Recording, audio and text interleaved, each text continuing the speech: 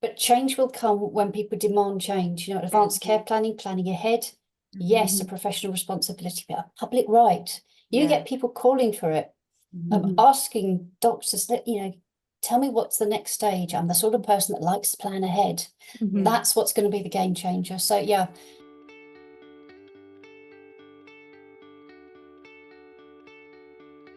Hi, I'm Cian. And I'm Sammy.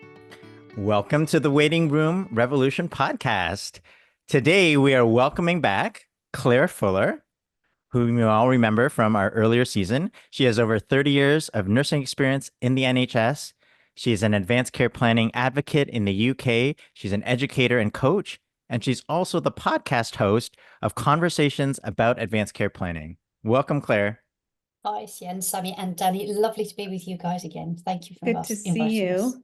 Yeah, and we also have Dani Ayre. She's the matron lead of palliative care from the Norfolk and Norwich University Hospital. She's responsible for training the entire healthcare staff in that region in multiple care settings in all things palliative care. Welcome, Dani.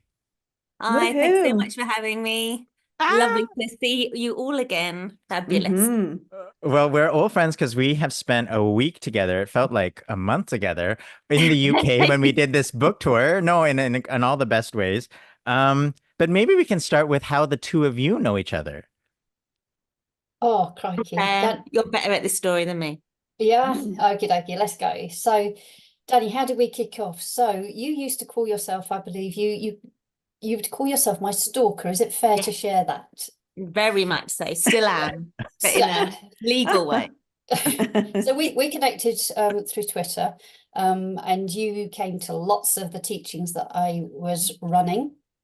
And I know from your responses on Twitter, you really love the concept of the house, getting a house in order approach to advanced care planning. And it was fabulous talking with you, Dani, and how much you embraced it and almost validated what I was doing as well. So I can say really publicly, thank you, Dani, for really being an earlier adopter of that, I guess.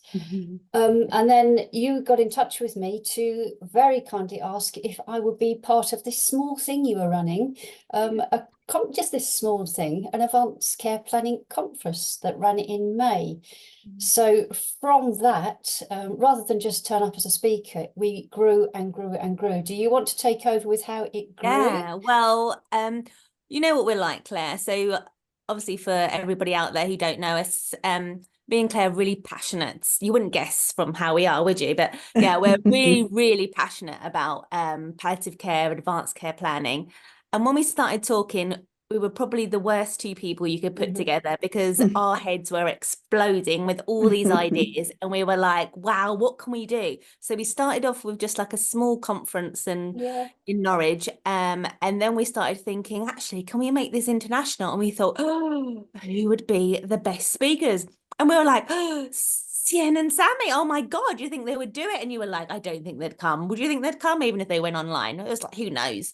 So then we started chatting, and then we got James involved as well, didn't we? James from Digital Legacy. And then we started talking and talking, and it just kind of blew up. And it ended up being an international conference where we had 300 people that attended and over 300 organizations worldwide that live streamed it. And the amazing Sunny and Cian absolutely just nailed the stage, and were amazing speakers. So yeah, it kind of went from there, didn't it? And then the first time that we actually met, which I still can't believe, because I think when you're online just like this, you kind of get to know everybody. And like I felt like when we actually said, oh, we're actually going to meet in person for the first time, and I was like, no way, I'm sure we've met, haven't we met? And then it was crazy, and we were just as crazy as I thought we were going to be. Zooming into that car. Stian, I'll just add on from that. So as well as the huge conference, Dani, you've explained as well, we thought, let's make this even more complicated. So let's celebrate the first UK Advanced Care Planning Day. So we did that the same day as the conference as well. And I'm sure we'll dive into it in a bit more detail as well. But you and Sammy fabulously agreed to be speakers. And then from that, let's make it worth your while coming to the UK, and let's do a hope for the best and plan for the rest UK book tour. So yeah, all of that exploded in a week. So that was our first meeting. A real road trip. Yeah, all the emails going back and forth, you know, furiously planning. Yeah. I planned none of it, but the three of you planning, and off we went for my very first trip to the UK. And after we landed and Cian taught me how to take the train and we met up with you guys, you almost ran over our toes onto the curb where we were standing with our suitcases, and out you popped giggling. We all shoved in the car, and we were so happy to be together because we all really knew each other originally from social media platforms, which is so crazy. And there we were in person. And we were so grateful for you two for bringing us over and helping us with a book tour in the UK. That was so fun. But the best part was hanging out with you two. I just loved it. Yeah, Fantastic. I mean, my wife lived in the UK for a number of years, and she was getting her at Cambridge. So I have a familiarity with the UK, but it was Sammy's first time, so it was just fun to have her do all the tourist things. I think we did the bus, hop on, hop off bus. But the best part was after knowing Cian for many, many years, was seeing him dance. I was shocked. Who would have thought? No, the listeners need to know that Cian can bust a move. He can. I was their chaperone, everyone. Yeah, it was unbelievable. Oh my gosh. Anywho. So I think we're so excited for this season because we want listeners to meet ambassadors like yourselves. I can't think of two other people who are as excited about this work as we are, trying to spread it and try to learn the things that you're doing and how and learn from you. So I'm just guessing, like, what was the how did you find our work initially, and sort of why were you so turned on by it? Can I just say one thing? Like, yeah, I remember during that week when we were in the UK and we were giving multiple talks everywhere, like looking out into the audience and seeing Dani and Clare, like answering the questions for us. Like someone would ask us questions and they'd be like, tell them about zoom out, tell them about, no, you're supposed to say it this way. And it was almost like I was disappointing them because they had studied the content so much and knew exactly where they wanted to take it. It's like the people that wrote the book weren't good enough anymore because these two just took it to the next level. But yeah, your excitement, like you said, Clare, about Dani affirming your excitement around our work was so affirming. And so we knew that there was something more to do because you guys were thirsty to take this, to the next step. But anyway, I appreciated that. We loved it. We loved it. Okay, so back to Cian's question. Sorry, what did you ask? No, that's okay. I know, I can't remember. This is how it was for the whole week for our listeners. Oh, in the you UK. asked what turned them on about our work. Yeah. Do you want me to go first? Do you want me? Yeah, So, sure. I think the first time I listened to your podcast, which was the first podcast, I was listening to it in my car driving to work. And I think people must have been looking at me very bizarrely when I was driving, because throughout the whole of the podcast, I was going, this is a game changer. This is amazing. Because you literally just summed up just in one podcast, the first podcast with your 7 keys of what is missing, and literally really needing that. We have just been hitting our head against a brick wall for so many years, just going to the healthcare professionals, and by taking it upstream, by really making sure that the general public are in the know and not in the dark, as we always say, that it just makes such a difference. Empowering patients, empowering family members to really invite themselves to the conversation was just a game changer. And it's, to be honest, it is very simple. It's such a simple, it's not anything difficult or complex. It's just simple, but I don't know why no one has ever done it. So yeah, so when I first heard it, I was like, this is it. And then when I was speaking to Claire about it, she was exactly the same. So yeah, so that was my experience. See, and I came to you from following Dr. Catherine Mannix, and I don't know if you remember, I did write a blog about this actually. So following Catherine, I found out that she was attending a webinar that these people, Xian Xian, Semi Winemaker, were running. So I thought, oh, I'll go along to that. So I attended the webinar, and I don't know if you remember, but I got the Amazon voucher from coming to the webinar. That's right. I think it was right. We had a in your very giveaway. early That's stage. right. That's right. I A giveaway. remember. So that's how I came across you, through the work of Catherine Mannix and following and sort of networking through that way. And again, so the first time leading from that webinar, I started listening to Series 1, and I'd recommend that's where everybody starts. And it is that light bulb moment that Dani was saying as well. It's you may be thousands of miles away, Sienna Sammy, but you are talking the same language. And it was, my God, this is the missing piece of the jigsaw. I've been doing my job, as you said, for around about 30 years, and the same conversations, trying to change things. But change will come when people demand change. You know, advanced care planning, planning ahead. Yes, a professional responsibility, but a public right. You get people calling for it. Asking doctors that, you know, tell me what's the next stage. I'm the sort of person that likes to plan ahead. That's what's going to be the game changer. So yeah, the first time having listened to your podcast, Series 1, hooked, absolutely hooked, game changer. Yeah, I mean, it was also affirming because you guys your perspective was from the UK, and so it told us that, and we thought that this is a universal issue. It is not just a Canadian issue. So that was really important to us as well. Okay, so what have you done with the content of the Waiting Room Revolution, the podcast, or any of the handouts, or the book, or whatever? What have you done with it? Do you want me to go? Do you want to go first? Yeah, go. I'll go first. Okay. So, well, lots really, and sometimes I think I'm like an imposter because you're not. Well, because I work I work in a very large university acute teaching hospital, so a lot of my role is about teaching.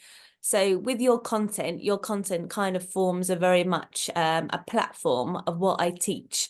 So hope for the best, plan for the rest is giving people the keys to be able to start these conversations. And it works really well as an introduction with our communication skills training. So I kind of attach that on. And also your roadmaps, which I don't think I've got that many at the moment, unless I haven't seen more. I think at the moment it's the COPD one, the Alzheimer's. Is there any other ones at the moment? Still waiting. So we've just drafted the ALS one, and there'll be cancer related ones next, and then probably heart failure. So stay tuned.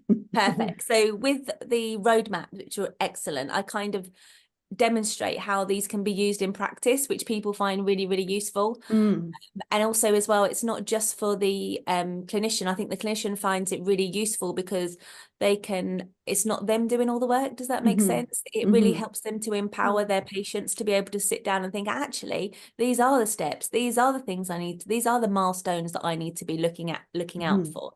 So it's very much joint working. So it's kind of, I suppose what we're saying really is stepping away from that medical model, really, in a sense where it's literally the clinician's in charge and knows everything, and really making it a bit of a partnership, that co-design, working together. So that sold it really well. So I'm continually doing lots of talks. You're coming to a talk that I think that we're going to be doing in September. Just a little mini one, so I can sell some more of Sammy's and Sien's books. Oh no. Okay, you hold still on. have some? Yeah. Okay. I've still got some books, so I need to sell them. So so that's some of the things that I've been doing. The other thing that I'm waiting for, like we were talking about before, is the workbook. So once the workbook comes out, then we can really kind of put it together as a much more of a practical tool. But I'll stop Mhm. talking now. Go on, Claire. No, so I'm going to start where you finished, Danny. So when the workbook comes out, I think we were talking, so we've had so many conversations in the car, haven't we? Danny and I are both poised, and we'll be really looking forward to thinking, how can we, what's that awful word, operationalize? How can we deliver that in the UK? So I think that's something we're both really excited and looking forward to. Sian, I'm going to give you two different answers to where I've been taking things. And I would say it's, on one level, it's really personal, and on one level, it's professional as well. So I've got a really dear family member who is living with a life-limiting illness. And she's a very feisty lady, and I gave her a copy of your book last week, and it was the one that you guys both signed as well. So from a really personal level, this is somebody that is so walking two roads. So I'm using that to say, look, tell me what you think about this. Tell me how this sits with you. Feedback to me, and sharing it on a personal level just to get that perspective. I'm using the book, like Danny, doing lots of talks as well, lots of very public-facing talks as well. So it's fabulous to introduce, to get those conversations started. And you guys know that I do teachings, I do webinars once a month about all different aspects and elements of advanced care planning. And I just checked the dates before we met, and on Monday the 16th of December, I'm doing a Hope for the Best, Plan for the Rest webinar. Oh, So awesome. looking forward to doing that. If you guys are around, it'd be lovely. And Danny as well, if you want to pop in for those, on that webinar as well. If the stars of the show could turn up, that would be fantastic. It'd be wonderful to answer any questions. So yeah, introducing it through webinars, through talks, and through very personal connections as well.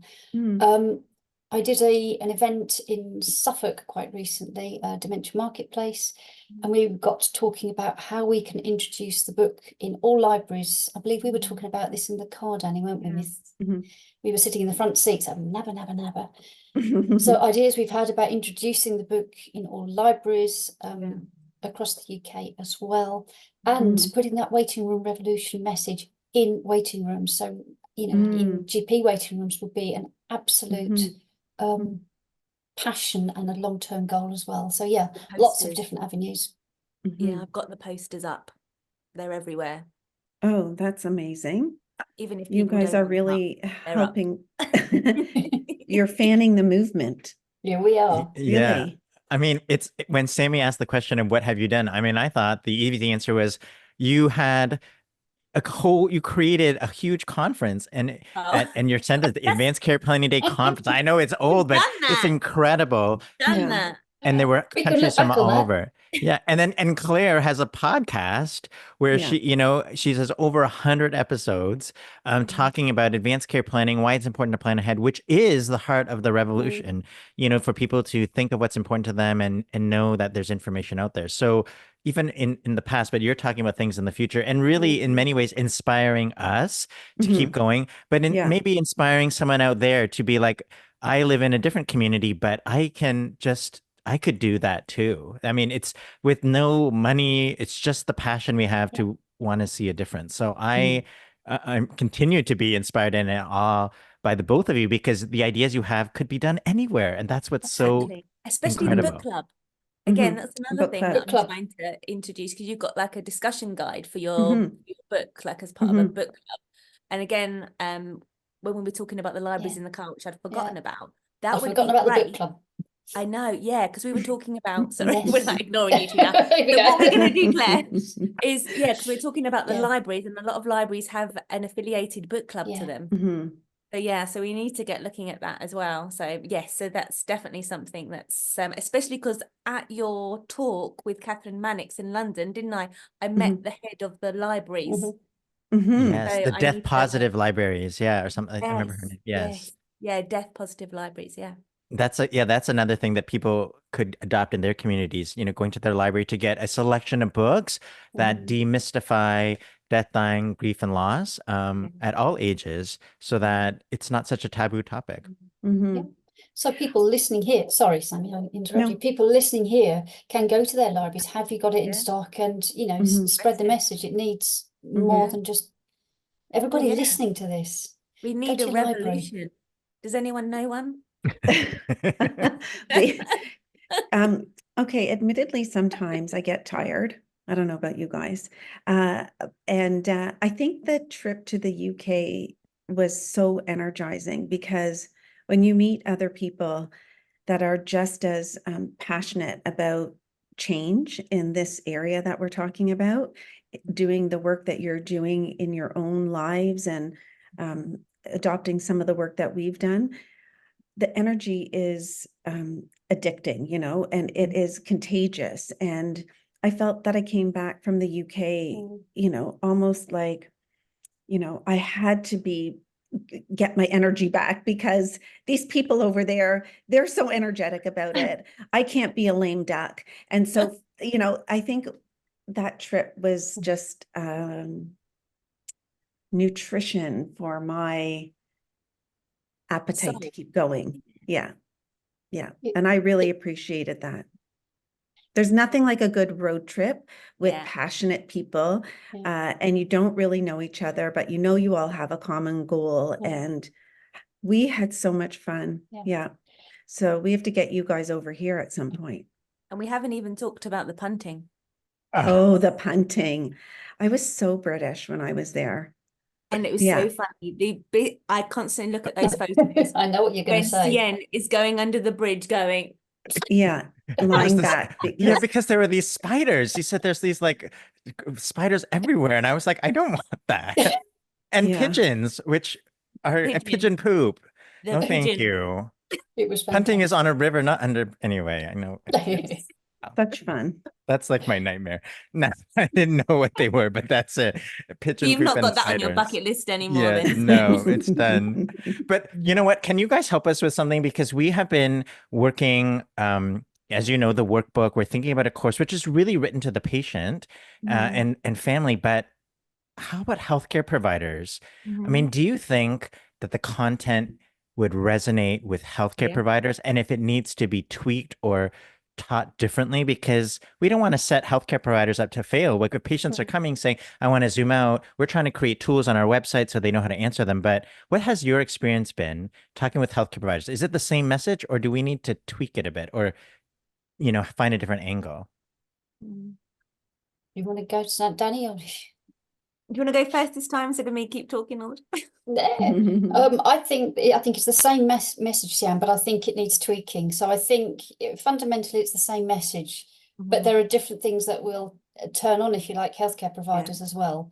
So it's about reminding people, and you do this so brilliantly, the pair of you, in so many of your podcasts as well. It's about reminding people that we know the story of an illness, or the beginning, the middle, and the end stage of illness. So I think that's really telling healthcare providers or reminding them and empowering them with what they do know already. So they've got that skill. They've seen so many patients with those illnesses. Never, to use Sammy's words, I've heard you say it so many times, whilst each person is uniquely beautiful, the way they experience their illness will have a pattern that you recognise as well. So I think that's a slightly, you're saying the same messages, but I would say that you're tweaking it slightly and reminding healthcare professionals they've got this knowledge. This isn't new knowledge. This is almost giving them permission to reflect on that knowledge they've got and use it in collaboration with a patient. So I would say that's one slight tweak that I would consider. Does that resonate with you, Dani? Yeah, completely. And I think this workbook and the way that you're selling it, in a sense, I think it takes away the fear, because we often say there's fear from the general public about death, dying, grief and loss, but there's so much fear from healthcare professionals. Just even starting that conversation and thinking, actually, am I going to cause this person upset? Am I going to know actually what to say if they ask me a question that I don't know the answer to? So the way that you've kind of written it, and the workbook, and even just the book itself, it's very simple, and I think it really does empower patients, families, and healthcare professionals with that same message to actually say, well, this is what's important to you. Let me find out about you. But I think like Claire says, it needs to be tweaked maybe slightly, just so we can get the healthcare professionals interested first. But once they see it and they know it, and they know actually it's going to save them time in the long run, that will be the big selling point, because a lot of people say, well, I can't do that, I haven't got time in my clinic. Yeah. Actually, what you're doing is you're not the one doing all the work, you're empowering the patient and the carer to do all the work. So ultimately that's gonna float everyone's boat, really, isn't it? Yeah. And we're convinced it's going to make healthcare providers feel more reconnected with the original reasons why they went into healthcare, which is to have relationships with people and not run away, when they're asked difficult questions, that they can lean in and feel helpful, and work will be more meaningful. So there's so many reasons why this hopefully will resonate with healthcare providers, because we're all in a crisis right now. Patients and families, but also healthcare providers. The system's in crisis, and there's not a lot of money and resources coming down the pipeline, but we could shift the way we think about our work, and that could save us, really. Yeah, it needs to be a community approach. Unfortunately, it can't just be the healthcare system saving everyone. It has to be, as we said before, compassionate communities, everyone working together. Yeah. Well, I think this has been a great conversation. I want to thank Clare and Dani for being our guests on our podcast. We look forward to hearing what you do next. And we can't wait to share the workbook and hear what you think about it as well. And want to thank you again for being incredible ambassadors to this work. And you're not, what did you call yourself, Dani? An imposter. You are deeply integrated into this social movement. And same with you, Clare. We feel like you're part of our team, the OG team.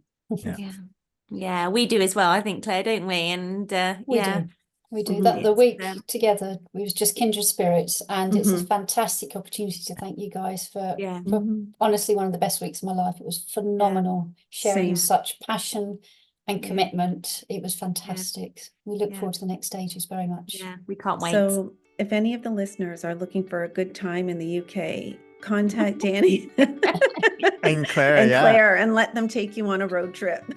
That's right. Okay, we'll talk. Okay, we'll talk soon. Brilliant. Love to meet you guys. Take care. Bye. Hey, thanks for listening. Don't forget to rate, review, and subscribe if you haven't already. Visit our website, waitingroomrevolution.com, for more information, to join our newsletter, and to check out our book, Hope for the Best, Plan for the Rest.